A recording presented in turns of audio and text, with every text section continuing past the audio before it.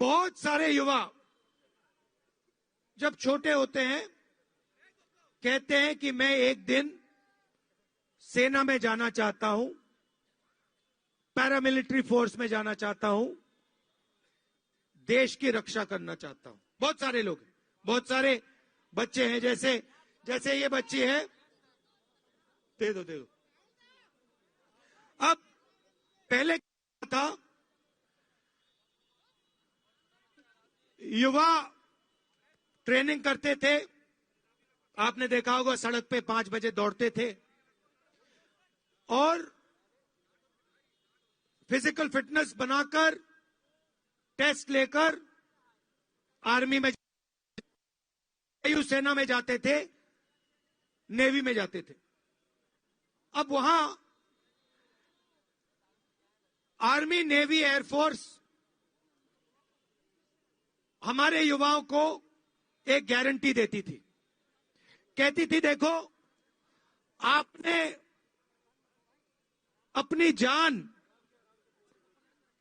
देश के लिए न्यौछावर कर दी है, तो आपने अगर अपनी जान देश के हवाले कर दी है, देश के हाथों में कर दी है, तो हम आपको गारंटी देते हैं जब तक आप जिंदा हो और आपके परिवार के लिए, शहीद होने के बाद आपके परिवार को हिंदुस्तान की सेना, हिंदुस्तान की वायुसेना, हिंदुस्तान की नेवी गारंटी देके आपकी रक्षा करेगी, पेंशन देगी और रक्षा करेगी। मगर आज क्या हुआ है, आज एक नई योजना आई है, उसको सरकार ने अग्निवीर योजना कहा है। अब उसमें देखिए, उसमें कहा है कि हिंदुस्तान का युवा आर्मी को अपनी जान देने के लिए तैयार हो जाए और लाखों युवा तैयार हो जाएंगे। मगर अग्निवीर योजना कहती है कि आप आर्मी में आओ, 4 साल के लिए रहो और 4 साल के बाद 75% मतलब 3 में से 4 युवा आपको हम वापस घर भेज देंगे।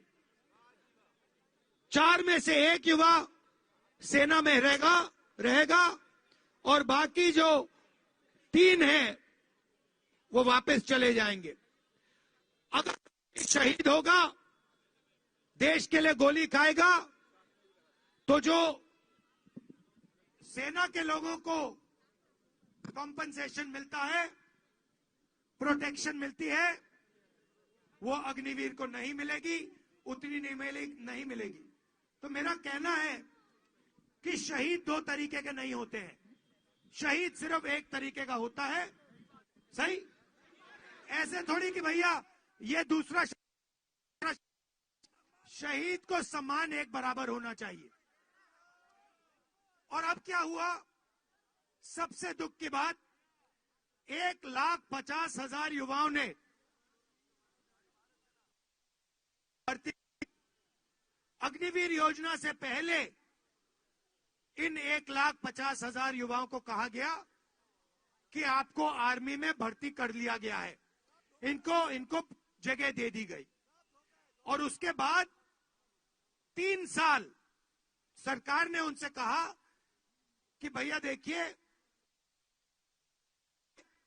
कोविड का समय है, थोड़ा समय ठहर जाओ, आपको भर्ती कर देंगे।